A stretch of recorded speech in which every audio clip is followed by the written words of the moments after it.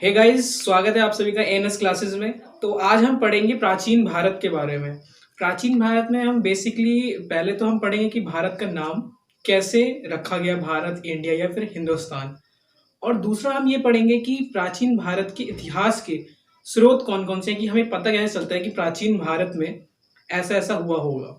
तो चलिए स्टार्ट करते हैं आज का लेसन और देखते हैं हमें क्या क्या डिस्कस करना है। ठीक है, तो सबसे पहले मैं बताना चाहूंगा कि भारत का नाम, हमारे देश का नाम इंडिया कैसे पड़ा। तो जो यूनान वासी थे, वो जब इंडिया आए, यानी कि भारत आए, तो उन्होंने भारत को इंडिया नाम दिया। अब इंडिया नाम क्यों दिया? वो इसलिए दिया क्योंकि भारत के पश्चिम में, जो भारत के मैप में आपने देखा होगा, पश्चिम में एक नदी बहती है जिसका नाम सिंधु है। तो सिंधु को यूनान वासियों ने बोला इंडस, इंडस बोला सिंधु नदी को। अब जो सिंधु नदी है वो भारत से लग के ही बह रही थी, इसलिए भारत का नाम इन्होंने इंडिया रख दिया। तो ये था कि भारत का नाम इंडिया कैसे पड़ा। अब हम देखते हैं कि हिंदुस्तान नाम कैसे पड़ा। तो जो मध्यकालीन लेखक थे, मध्यकालीन मतलब एक तो हो गया आधुनिक भारत, भारत को तीन भागों में डिवाइड कर रखा है, आधुनिक भारत, मध्य भारत और प्राचीन भारत। ठीक है, तो जो प्राचीन भारत के एक तो लेखक थे, फिर आते हैं मध्य भारत के लेखक। तो जो मध्य भारत के लेखक थे वे, और खास तौर से अरब के लेखक, उन्होंने इंडिया के लिए हिंदुस्तान का नाम संबोधित किया। अब आपको पता चला कि हिंदुस्तान कैसे पड़ा भारत का नाम। अब हम देखते हैं कि भारत का नाम भारत कैसे पड़ा। तो ये आपने कहानी इसके बारे में सुनी होगी कि एक संघ था जहाँ पे एक लड़का था भरत, शकुंतला का बेटा भरत, तो उसके नाम पे भारत पड़ा। ये हमने बहुत सारी कहानीज पढ़ी हुई है, लेकिन बेसिकली ये चर्चा में कब आया? तो एक लेखक थे पाणिनि, जो कि संस्कृत व्याकरण के लेखक थे। तो जो संस्कृत व्याकरण के ये लेखक थे, इनकी व्याकरण की जो पुस्तक थी वो 8 अध्याय में बटी हुई थी।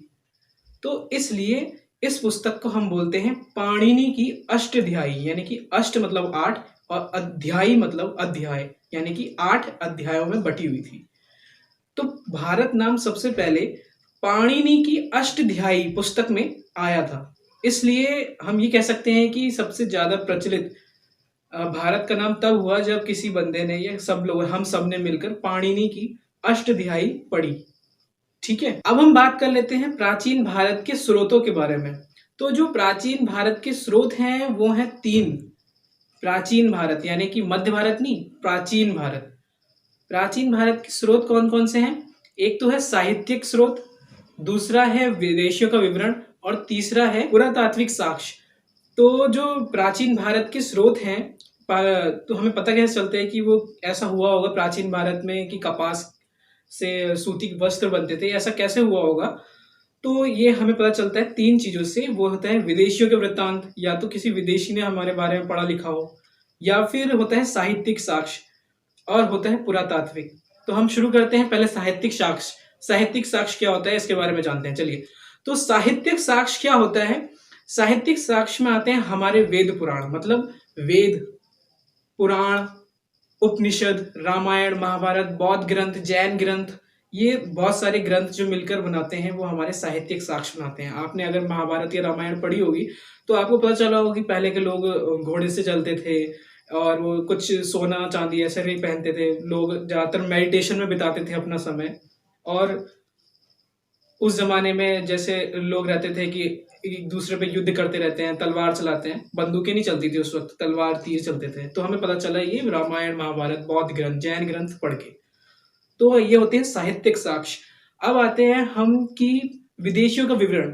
विदेशियों के वृत्तांत में सबसे पहला तो मैं बताना चाहूंगा कि विदेशियों के वृत्तांत ऐसे हमें समझ में आए कि जो बाहर से लोग आए, जैसे आपका एक मेगास्थनीज सबसे प्रसिद्ध है, मेगास्थनीज, ह्वेनसांग। तो ये सब जो भारत आए, तो इन्होंने क्या देखा? इन्होंने देखा कि हमारी जो टेक्नोलॉजी है वो तो कुछ अलग ही है। यहाँ के लोग ज्यादातर ध्यान में रहते हैं। जैसे कि जब ह्वेनसांग आया था तो उन्होंने देखा था कि बौद्ध ग्रंथ के बारे में उसने देखा कि यहाँ पे लोग कैसे रहते हैं। मैगस्थनीज आया, उसने इंडिया के बारे में देखा कि इंडिया के लोग ऐसे रहते हैं, यहाँ पे सभा लगती है, राज परिवार के लोग ऊंचे घरानों के लोग, ऐसे करके उसने देखा और अपनी किताबों में लिखा।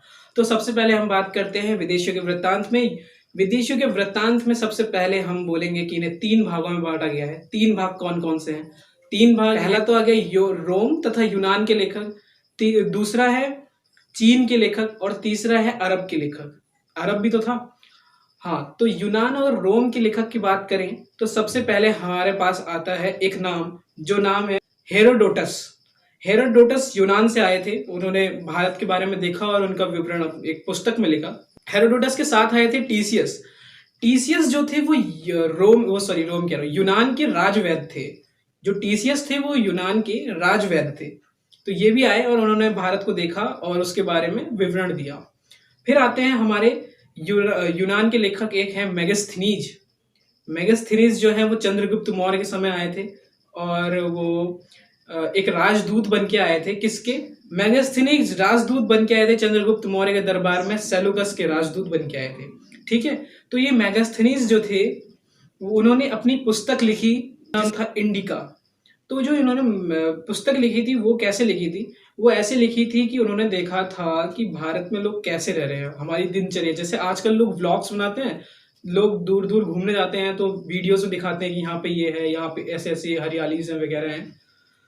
तो वैसे ही उस जमाने में व्लॉग्स तो चलते नहीं थे, तो वो लोग पुस्तक लिख देते थे कि हमने भारत में ये देखा, हमने भारत में ऐसा देखा कि ये लोग कपास के कपड़े पहनते हैं, खेती करते हैं और एक समूह बना के रह रहे हैं। ऐसा करके उन्होंने पुस्तक लिखी थी जिसका नाम उन्होंने दिया इंडिका। तो जो इन्होंने पुस्तक लिखी थी वो एक यूनान के रचनाकार थे, स्ट्रैबो। यूनान के एक रचनाकार स्ट्रैबो, उन्होंने मेगास्थनीज की पुस्तक इंडिका को एक काल्पनिक पुस्तक बताया। उन्होंने कहा कि ऐसा हो ही नहीं सकता। तो ये एक ऐसी बात है जो पूछी जा सकती है एग्जाम में। ठीक है, अब एक और यूनान की पुस्तक आती है, वो है पेरिप्लस ऑफ द इरेथियन सी। तो इनके लेखक के बारे में पता नहीं चल पाया क्योंकि जो ये इनके लेखक थे इस पुस्तक के, वो चले गए थे यूनान से रहने मिस्र में। तो इनके बारे में कुछ अधिक जानकारी नहीं है हमारे पास। ठीक है, अब आते हैं चीन के लेखक के बारे में। चीन के लेखक में सबसे पहले तो एक लेखक है जिसका नाम है फायान। ठीक है, तो इन्होंने अभी देखा था और बताया कि इंडिया में कैसे कैसे लोग रहते हैं। ठीक, उसके बाद में आते हैं हेनसांग के बारे में। हेनसांग ने तो आपने पढ़ा ही होगा हेनसांग के बारे में। हेनसांग भारत आए थे घूमने के लिए और उन्होंने देखा कि यहाँ पे कैसे कैसे लोग राज्य करते हैं और कैसे क्या क्या क्या होता है। तो इन्होंने अपनी पुस्तक जिसका नाम सी युकी है उसमें ये सारा विवरण उतार दिया। इनका नाम हेनसांग था, राइटर थे ये, और आप इनकी चित्र देख ही सकते। ह्वेनसांग जो थे वो 16 वर्षों तक भारत में ही रहे। उन्होंने इतना पसंद आ गया अपना भारत कि ह्वेनसांग यहीं रहे 16 वर्षों तक, और 16 वर्षों तक पूरे भारत को घूमा, एंजॉय किया। उसके बाद में अपना पुस्तक लिखी। अब आते हैं हम अरब के लेखक। अरब के लेखक में जो सबसे पहले आए थे वो थे सोलेमान। जो सोलेमान थे वो 9वीं शताब्दी में भारत आए थे। ठीक है, और जो ये सोलेमान थे, इन्होंने 9वीं शताब्दी में जब भारत आए तो इन्होंने पाल तथा प्रतिहार जो शासक थे उनके बारे में देखा, उनका विवरण लिया और अपनी पुस्तक में लिखा। अरब के लेखकों में एक और आते हैं जिनका नाम है अल मसूदी। अल मसूदी जो है वो 914 से 943 तक भारत में ही रहे। उन्हें इतना अच्छा आ गया हमारा भारत कि वो 914 से 943 तक भारत में ही रहे, और उन्होंने ज्यादातर रुचि राष्ट्रवादी, जो उस समय राष्ट्र चलता था, उस पर दिखाई। और यही सब जानने में उन्हें 914 से 943 तक वो यहीं रहे। अब आते हैं तीसरे लेखक जिनका नाम है अल बरूनी। अल बरूनी जो है, इनका असली नाम अबू रिहान है।